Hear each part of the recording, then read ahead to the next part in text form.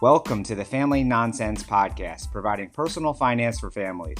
Join Rich and James, who debate, relate, and make sense of the financial nonsense. All right, Rich. It got crazy again. It was another week of financial craziness. The rates went up. A lot of people's hopes and dreams went down. Let's dive into some interesting topics and see how we can kind of relate to all these families out there. So, first topic I really want to go into is, what do the rising interest rates mean for families today? Yeah, so the Fed just raised rates 3/4 of a point, so 75 basis points.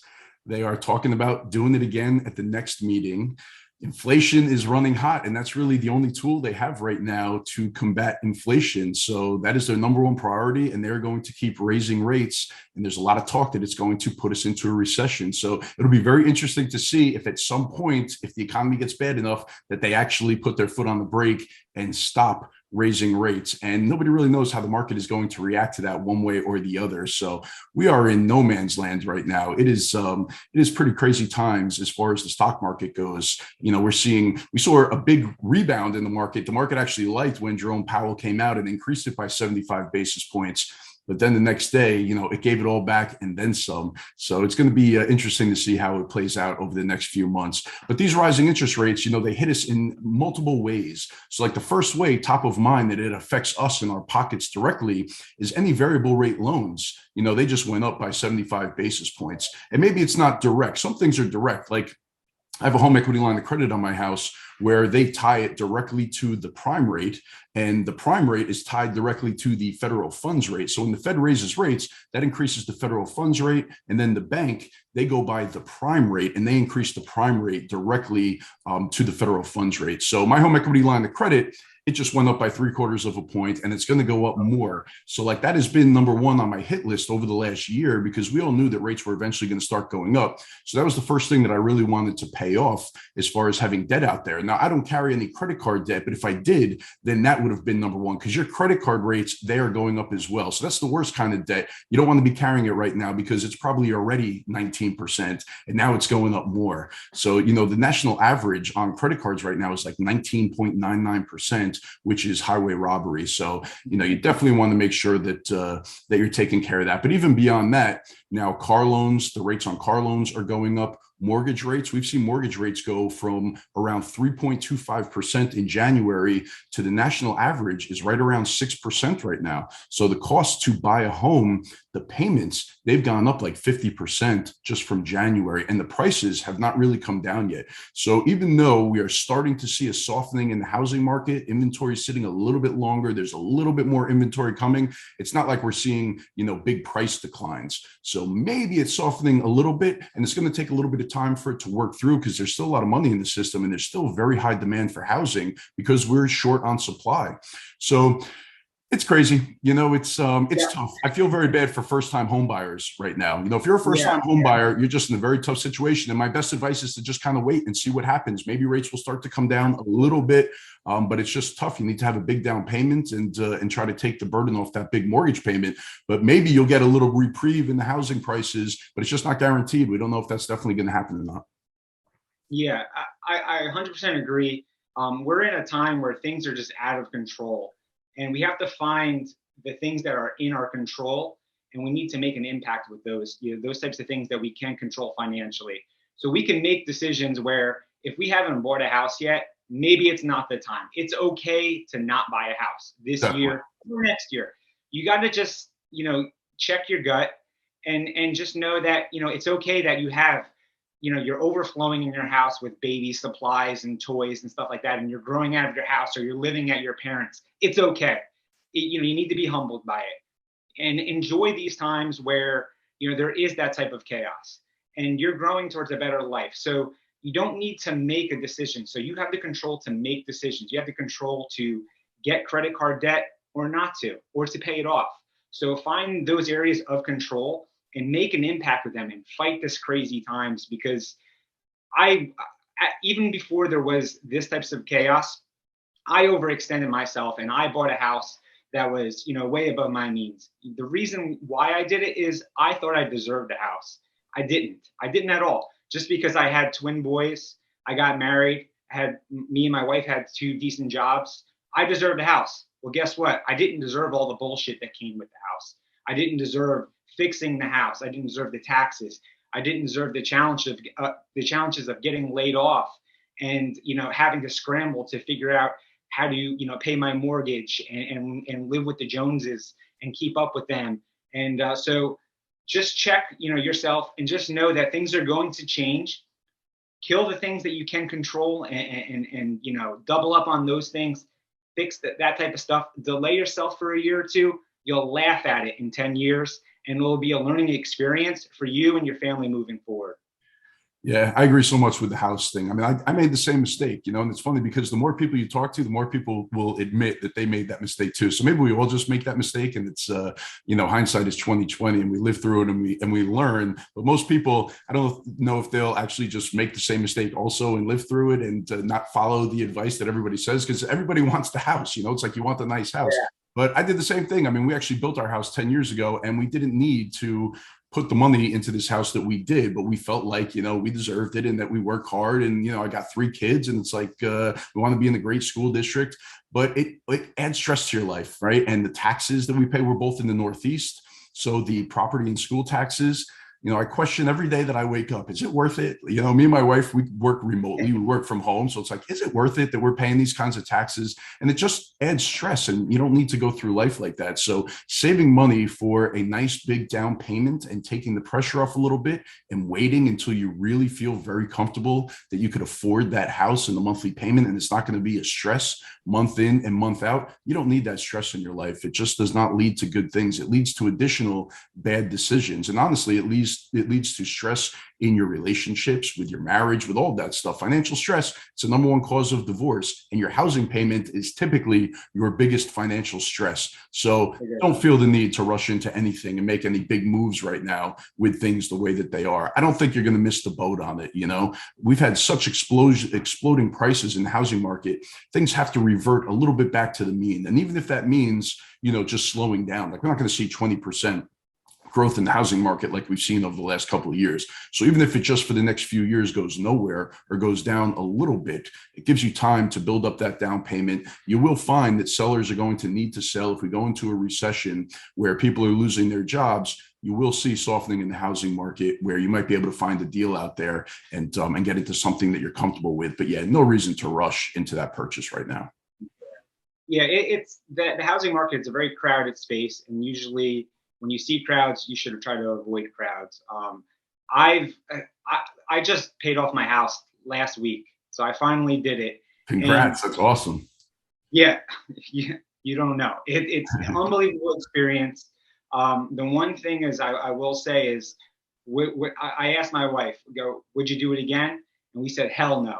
There's no way I would ever buy a house above my means again, put myself through the stress of paying off the house. It took me about 6 to 7 years to pay off the house.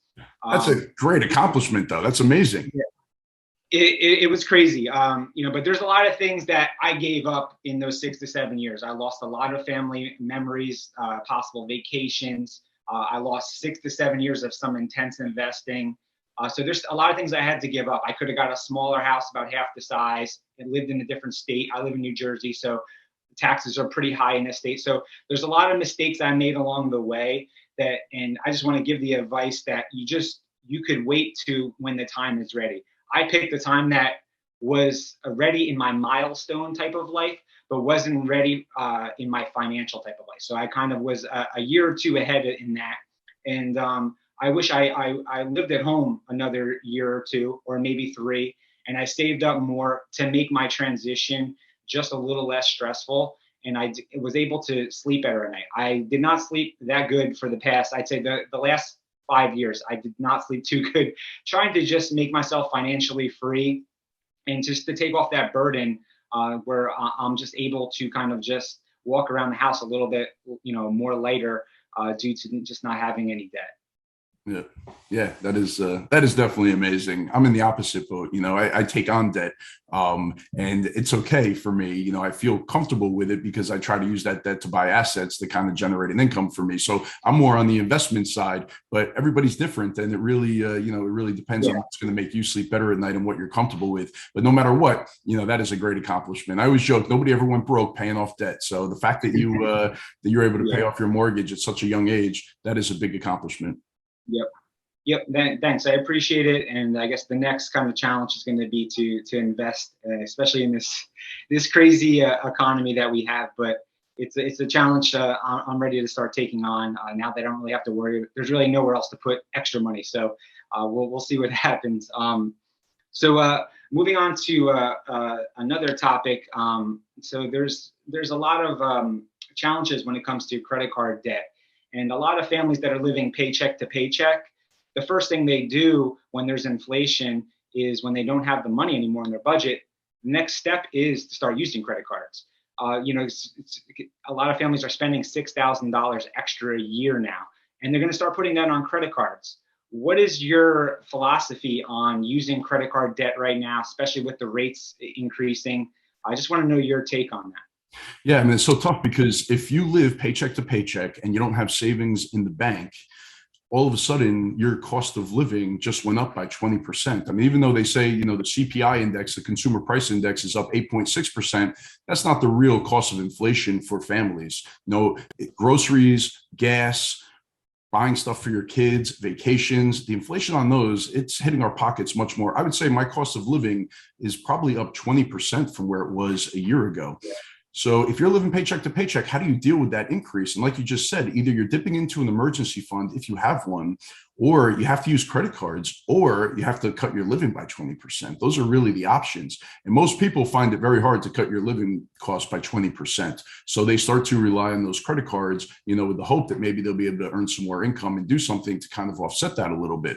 But it's a slippery slope. So you have to really focus on reducing your expenses and your cost of living to kind of get through these times. But with the credit cards, I have the golden rule with credit cards, and it's very easy for me to say this, but it's very hard for people to live by it if they don't have the cash flow. But the golden rule is that as soon as you carry a balance on your credit card from 1 month to the next, from one statement cycle to the next, you have to stop using that credit card. You have to put it in the drawer, and you have to go to using a cash or debit card type of system to make sure that you are living within your means. Because as soon as you carry that balance over, then all of a sudden that credit card becomes very expensive, right? So you lose the grace period. You carry, even if it's only $10 that you carry from one statement cycle to the next, just by doing that, every time you make a purchase, the credit card company starts charging you interest on the day you make the purchase. So you go out to lunch, you spend $50, you are going to be paying interest on that from the day that you swipe your card, if you have carried a balance from 1 month to the next. So all of a sudden, everything becomes much more expensive.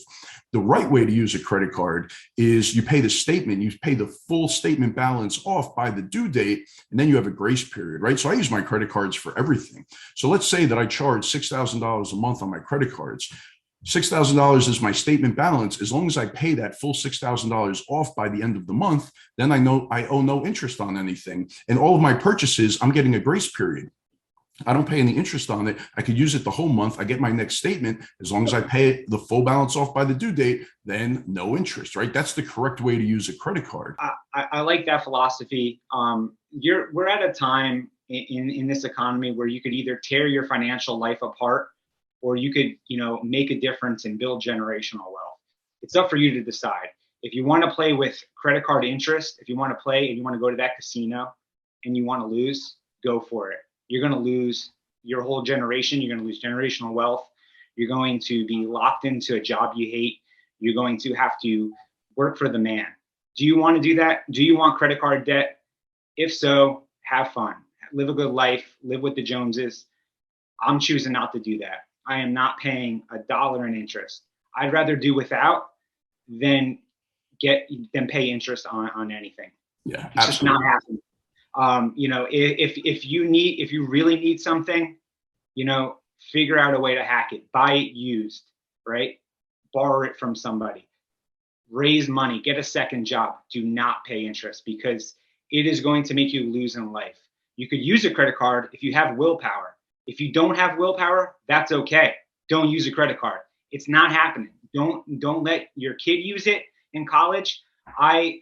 When I was in college, I was a broke kid. I bought a 50-inch TV. I deserved it, right? Because I was going to graduate in 2 years. I let it sit on a credit card, and I paid for the TV basically twice. Right. Don't get credit cards. We're not getting credit cards if you don't have the willpower and you can't afford to pay them off.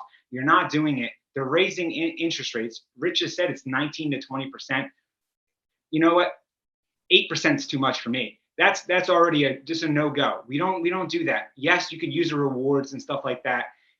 If you have the willpower and you can pay every month and you know where you're at financially, I don't got a problem with that. But if you don't have the willpower to pay stuff off, if you don't know where you're at financially, if you don't know where your next paycheck's coming from, if you're buying because you're bored, throw it out. Go green with the credit card. You do not deserve a credit card. Yeah, you need to stop, because it's very important. You're not only setting yourself back, you're setting your spouse back, you're setting your kids back, and you're setting your retirement back. So you're not yourself that's 50 years from now is going to remember this time, and they're going to say, I should have never bought that crap that's now in the garbage and worth nothing. So do not use the credit card. Stay away from it. It is the devil. It's just like I said, walking into the casino. The house is going to win eventually. Okay. So just stay away. For those of you who are responsible, good for you. That's good. It's fine.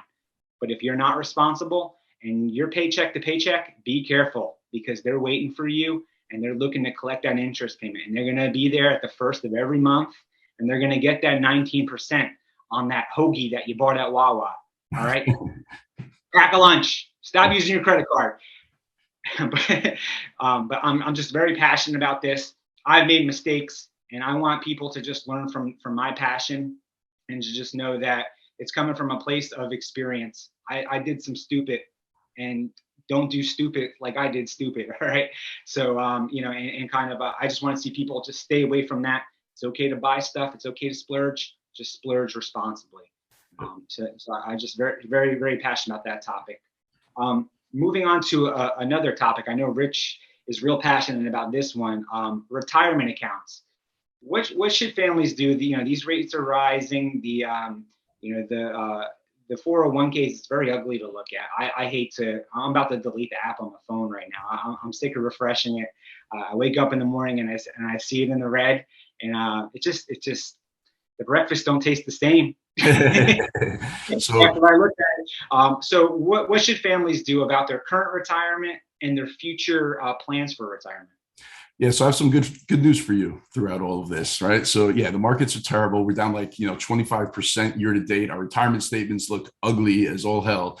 But for our age, for people that are younger than us, it's actually a gift. You are getting a gift right now.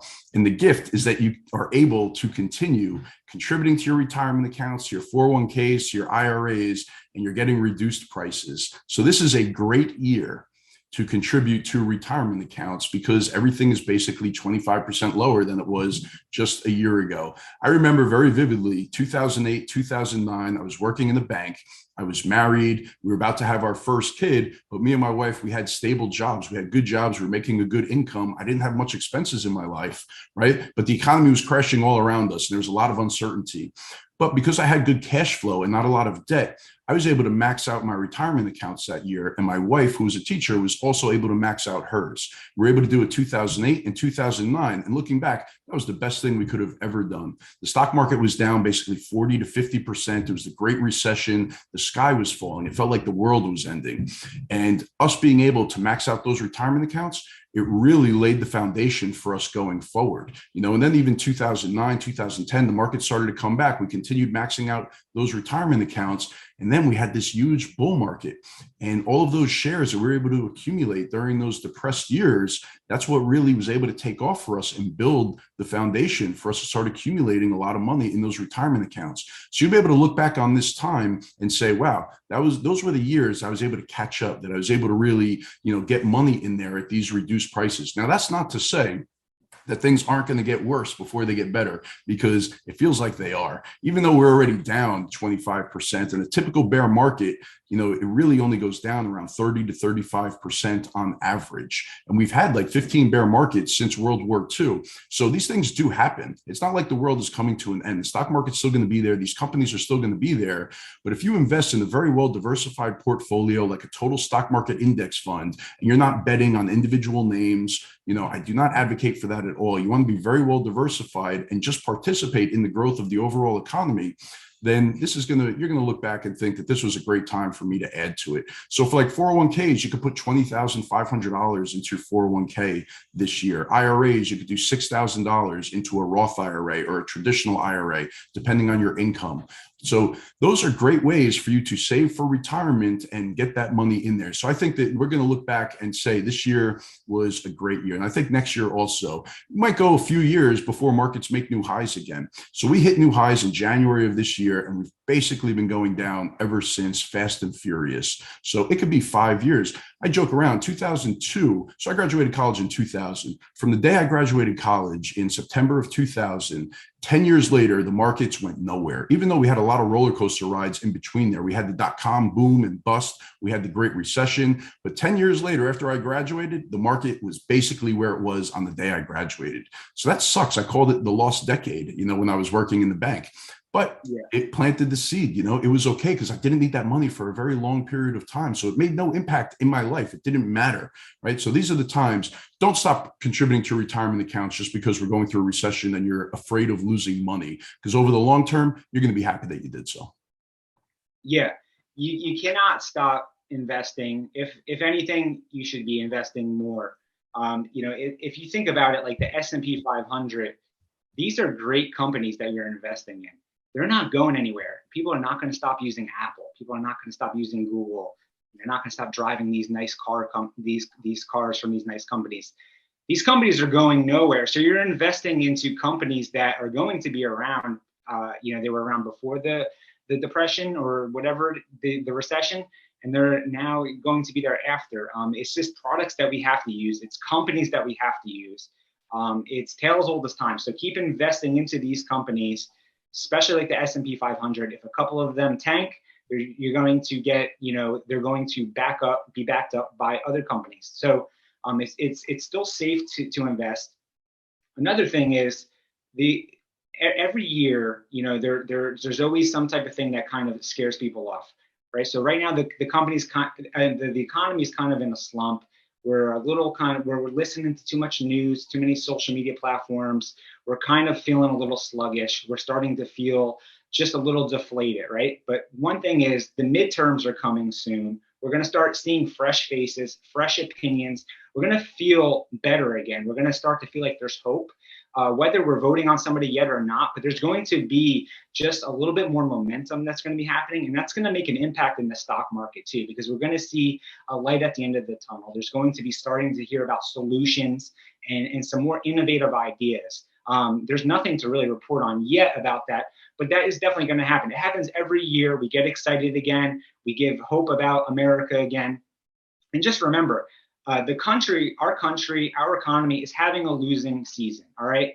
Think about the Yankees. They have losing seasons, but they win championships all the time. It's okay for us to go through a losing streak. It's okay. We're just like a sports team. Right? That's the mentality you have to have. You can't win all the time. America can't be great all the time. We got to go through these challenges so we can be great again. Same thing should go for your investments.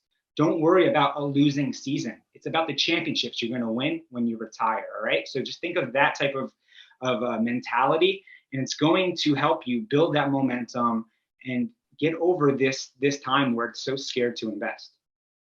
Yeah, I agree 100%. And, my final piece on this is you have to be investing for the long term. Like I've made mistakes throughout my life where I tried to play the volatility and I would try to jump in and you'd see, a stock that you like, that you follow, you see that it's down a lot and you want to jump in, try to make a quick buck playing for the bounce. And then all of a sudden, it gets clobbered again. So you want to be investing for the long term with this. Don't go in there and gamble and try to pick bottoms in the stock market or try to bet on something, rebounding quickly and trying to get in and get out. It's very hard, very difficult to play that game. But if you take the long road and you're saving for retirement, you're saving for your kids' education, dollar cost averaging, investing every 2 weeks through payroll deduction, things like that, that is a winning formula. That is the best way to go ahead and invest. The speculative stuff, it's like you want to keep that to a very, very minimum in your overall portfolio. Like I do like to play with stocks and buy stocks and, try to accumulate positions. But overall, what I've always done the best was my long-term holds, and just adding consistently over time and betting on the economy, betting on the United States,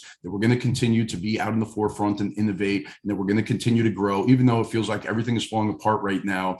And there's a lot of, policies, a lot of economic policies that everybody's questioning, and, with the Federal Reserve, and are they doing everything wrong? Everybody has their own opinion on that. And it does feel like things are going to get worse before they get better, especially dealing with this inflation right now. But over the long run, we will come back. Things will circle back around. We go through business cycles, and we just had a boom. So after every boom, typically, we start to go down to the bust area, and the bust is where we make our money. That's where we are able to really grow our nest eggs over time. So yeah, don't give up on investing for your future.